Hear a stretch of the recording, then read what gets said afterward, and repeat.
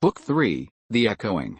Weeks had passed since the second encounter, though the measure of time felt strange now. I woke some mornings unsure if it had been yesterday, last week, or a dream. My life continued outwardly as usual. Work, meals, brief conversations, but I felt as though I were moving through a different layer, one that carried its own weight, its own pulse, and it never let me forget.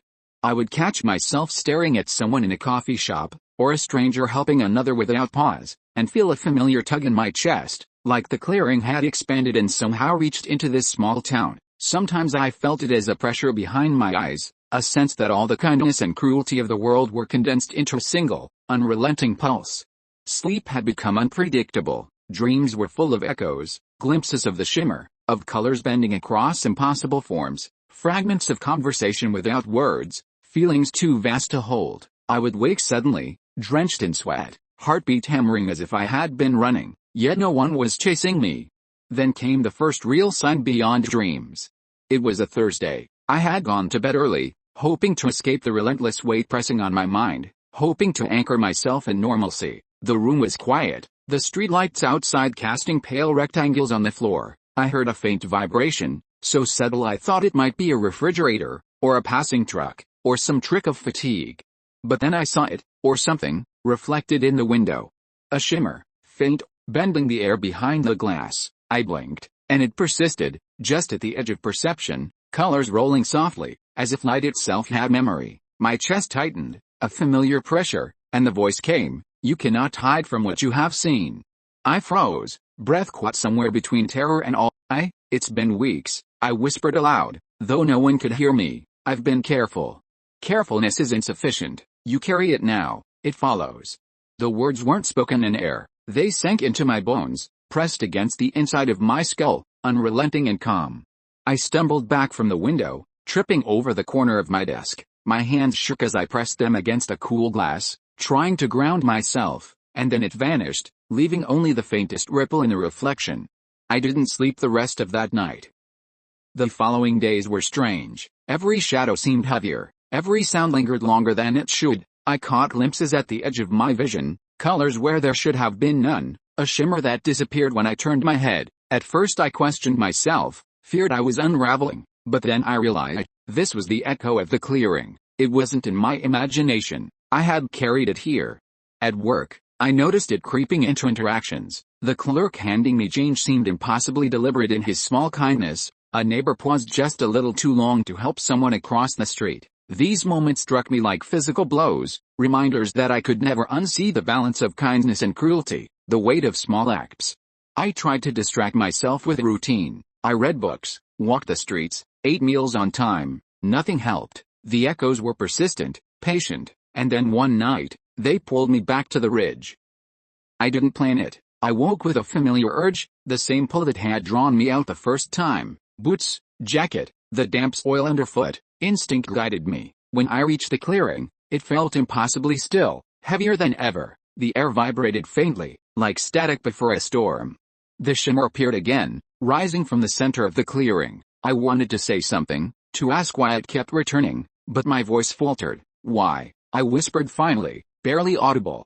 "You were chosen, not once, not twice. You are becoming what you cannot unbecome." The colors rolled over its form, deeper and more complex than before, as if it had grown in substance, or perhaps my perception had stretched to meet it. I tried to look away, to resist, but my body remained rooted. Then it shifted closer, and I realized it was not just observing, it was layering perception, stretching my awareness into dimensions I could not name. Not visions this time, but impressions, every act of human choice, every flicker of morality, every subtle act of cruelty and compassion, all pressed into my mind at once. I felt the edges of myself bending. The forest around me remained the same, ordinary, quiet, but inside, something was stretching, something breaking and reforming. My knees buckled, but I stayed upright. I could not run from this. I could not hide. "Do you understand?" the voice asked. I could not answer. Understanding was impossible. All I could do was breathe, letting the weight press into me, letting the echo settle. Days blended together. The world outside the clearing felt unreal, like I was watching life through a screen. The Valery's presence was no longer confined to the forest. I felt it in the hum of electricity, in flickers of light, in reflections that lingered too long. Sometimes, I swore I heard its voice faintly, just a thought removed, reminding me that the choice of one had shifted. I was no longer a witness, I was a participant. I tried to write it down. Journal pages piled up, words scattered and fragmented, barely able to capture the intensity of what I carried. Friends noticed I was distracted, distant, and I smiled and nodded, but none of them could see the tremor beneath my chest, the pulse at the edges of vision. It was no longer awe that kept me alert, it was dread, not fear of harm, not physical danger, but the realization that once the veil retouches you, you are never alone again. Something follows, something grows, something that reshapes your perception of every quiet act in the world. And yet, in the terror, there was a strange clarity. Every kindness I witnessed, every small act of courage, every fleeting compassion became monumental. I understood the stakes of even minor choices. I understood the fragility of sparks.